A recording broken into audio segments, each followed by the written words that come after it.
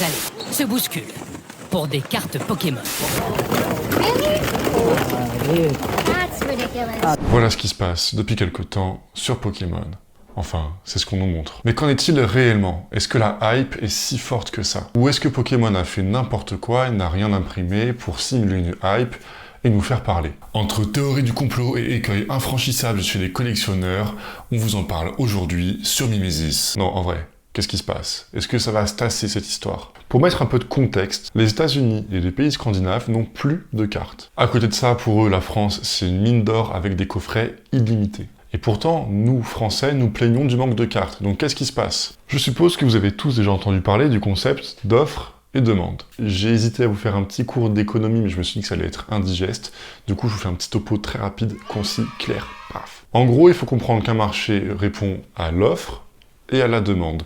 Et en fonction de cette offre et de cette demande, il y a un prix d'équilibre et une quantité d'équilibre. Et supposons qu'un engouement dû à tout hasard à une application gratuite qui permet aux gens du monde entier de redécouvrir ou de découvrir les cartes Pokémon et le plaisir d'ouvrir. Supposons ensuite qu'une série avec les Pokémon les plus populaires sortent dans la foulée. Et en plus qu'au dernier moment, il y a une forte odeur d'investissement rentable qui vient avec une annonce de Master Ball, qu'en plus les revendeurs nous annoncent des cuts et qu'il y a une impression que les alternatives n'ont pas été imprimées, puisque les 300 boosters ouverts par vos influenceurs préférés n'ont donné aucune alternative. Bah là, la demande, c'est pas qu'elle augmente, c'est qu'elle explose, elle se propulse. Et elle se propulse au point où le marché Pokémon en sera probablement bouleversé pendant encore des mois, voire des années. Et l'ampleur de ce à quoi nous faisons face, ça mène à plein de choses. La demande propulsée implique une quantité qui est grandement insuffisante et des prix bien plus élevés que ceux dont on a l'habitude. Et heureusement pour nous, les grandes surfaces se calent sur les prix de vente publique conseillés. Voilà ce que ça donne. Nice. Elles sont prises d'assaut tout simplement par une bande de zombies, Tars The Last of Us. Bref, l'apocalypse. Enfin ça, c'est ce que les médias relaient. C'est des cas isolés en vérité. Les gens qui sont comportés comme ça sont une minorité. Et malheureusement, c'est ça qui fait parler. Je me permets une petite interlude. Je vois énormément de gens se plaindre de la communauté, que les vrais passionnés n'existent plus. Arrêtez. Je vais me mettre des cristaux sous les yeux. En vrai, je vois que c'est quelque chose qui vous touche, ça se ressent immédiatement. Mais rappelez-vous, de 1, que les réseaux nous montrent ce qui nous choque le plus, et de 2, qu'on se rappelle plus de ce qui est négatif que ce qui est positif. Donc en réalité, les personnes passionnées et respectueuses sont toujours là, tout aussi présentes. Prenons l'exemple de ces zombies The Last of Us qui se battent pour des coffrets. Et de mon côté, tous les retours que j'ai eus de personnes qui y sont allées n'ont pas eu à affronter ça, ont pu avoir pour la grande majorité au moins un produit parce que c'était souvent limité en nombre. La queue a été respectée, les gens étaient cordiaux, tout va bien. Après que ces gens-là viennent pour garder scellés leurs items ou pour les ouvrir, ça les regarde, c'est pas ça qui fait que le marché est en train de s'effondrer, c'est pas ça qui fait qu'on n'a pas pu avoir nos ETB, etc., etc. Interlude close, revenons au sujet principal de la vidéo. Que se passe-t-il avec Pokémon? Le problème, c'est le décalage trop grand entre l'offre et la demande, ce qui engendre des prix bien trop élevés et des quantités bien trop limitées. Mais pourquoi Pokémon n'imprime pas plus, nom de Dieu? C'est la question que tout le monde se pose. Pourquoi? Ça rend fou. Mais croyez-moi, ils s'en mordent autant les doigts que vous et moi, voire même probablement bien plus. Je bosse pas dans l'impression ni dans la distribution, mais du coup, pourquoi tu parles? Et toi, pourquoi tu me regardes? Tu veux qu'on se batte? Mais sachant que toutes les séries sont prévues des mois à l'avance, qu'elles sont conçues, illustrées, qu'il y a un planning, ça semble compliqué de dire à son imprimeur « Salut, tu peux m'imprimer le double de ce qu'on avait prévu, mais dans le même laps de temps. Et je te paye, t'inquiète. Hein. T'as beau mettre tout l'argent du monde, l'imprimeur il a son planning, Pokémon il a son planning, et probablement que les cartes étaient déjà toutes imprimées avant même qu'on commence nous-mêmes, consommateurs, à faire une com intersidérale sur Terrastal Festival. Et ça, Pokémon, ils avaient rien prévu. Eux, ils ont leur budget com, ils le lancent, ils se doutent bien que ça va bien marcher, il y a des évolutions. Mais à côté de ça, ils se doutent pas de tout ce qui va se passer, de comment les gens vont réagir, de tous les effets boules de neige qu'on a eu, dont je vous ai parlé, avec les cuts fournisseurs, avec les alternatives qui sont pas imprimées, alors qu'en fait elles le sont, etc., etc. Ça, ils peuvent pas le prévoir à l'avance. Donc eux, ils impriment en fonction de la quantité qu'ils estiment nécessaire. Et là, ils l'ont grandement sous-estimé. Et donc, est-ce que ça va s'arranger? Je vous laisse lire ce post publié par Pokémon Company.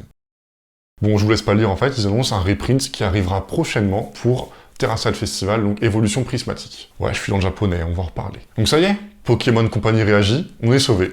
Enfin, fin de la vidéo. Bah non. Donc oui, ils annoncent des réimpressions à gogo dans le monde entier. Ça y est, l'offre va s'équilibrer avec la demande, les prix vont redescendre, les quantités par personne vont augmenter. Tout le monde est content. Pokémon est content, nous on est content. Sauf que non. Au moment où je vous parle, Pokémon doit être en train de plancher sévère sur les raisons profondes de l'origine de cette hype, et pas simplement les raisons que je vous ai évoquées. Et donc il se pose plein de questions. Est-ce que ça va durer? Ça va peut-être encore augmenter, vu que là, ils sortent demain, là où je tourne, une série sur la 4G sur TCG Pocket. Ils sortent prochainement une série sur la 5G. La dose de nostalgie, il y aura peut-être plein de nouveaux collectionneurs, enfin plein d'anciens nouveaux collectionneurs. Mais qu'est-ce qui leur dit qu'il n'y a pas eu un alignement des astres sur Terrastal Festival, et qu'au final, ça va vite diminuer, qu'il n'y aura plus de hype, ils vont surimprimer, c'est encore pire pour eux. Il vaut mieux avoir du manque à gagner qu'une perte sèche. Et malheureusement pour tout le monde, un marché, c'est bien plus facile à déséquilibrer qu'à rééquilibrer. Et si par exemple Pokémon surimprime pour sa prochaine série, on va se retrouver avec un surplus de stock qui va dévaloriser le produit aux yeux du consommateur. Et sans parler du marché parallèle, on va considérer que Pokémon s'en occupe, ce dont je doute. Donc imaginez que sur le marché parallèle, on ait autant de quantité qu'on veut à un prix bas. Le marché parallèle s'effondre, une partie des collectionneurs s'en va, et tant mieux me diront certains, et je partage peut-être leur avis.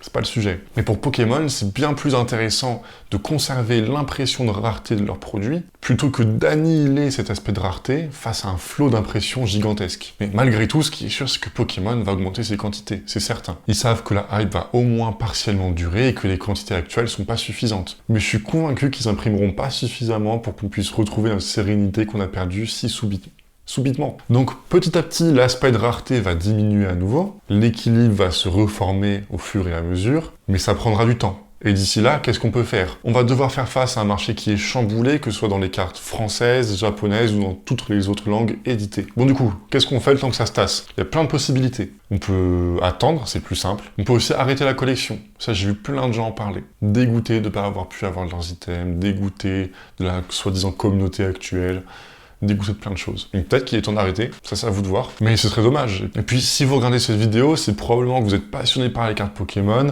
que cette situation vous contrarie, et que c'est important pour vous. Donc soyons clairs déjà, j'ai pas de solution miracle. La solution que j'ai choisie depuis un petit moment en tant que collectionneur et que je m'efforce de vous partager avec mon site, c'est de collectionner le japonais. Après tout est moins cher, les textures sont généralement plus réussies, vous avez des quotas par display qui valent généralement environ le prix d'une ETB en France, donc vous êtes sûr pour ce prix-là d'avoir au moins des cartes rares et de ne pas vous retrouver avec une pauvre ex à la fin d'une ETB à 50 balles. En plus, à la gradation, si ça vous intéresse, le japonais prend plus facilement des 10. Et enfin, le marché est plus stable que le marché francophone. Donc honnêtement, pour moi, le marché japonais, c'est Superman et le marché français, c'est Homelander. Ça se ressemble, mais il y en a un qui sauve des gens et l'autre qui te pousse d'un toit. Et malheureusement, même Superman a ses points faibles. Et devoir gérer le marché mondial, c'est un peu la kryptonite du Japon. Donc le marché japonais, il souffre également, mais moins que le marché francophone. Après, honnêtement, je comprends les gens qui veulent pas collectionner le japonais. C'est aussi une question de sensibilité en soi. Est-ce que vous voulez absolument lire le nom des Pokémon ou des attaques? Est-ce que vous en fichez? Est-ce que pour vous, c'est plus sexy que votre coffret vienne directement du Japon, qui est le pays de Pokémon? Après, il n'y a pas que le japonais. Par exemple, il y a le coréen ou le chinois qui sont très en vogue en ce moment. Donc il y a des options. Après, ces marchés-là, ils sont encore immatures parce que très récents.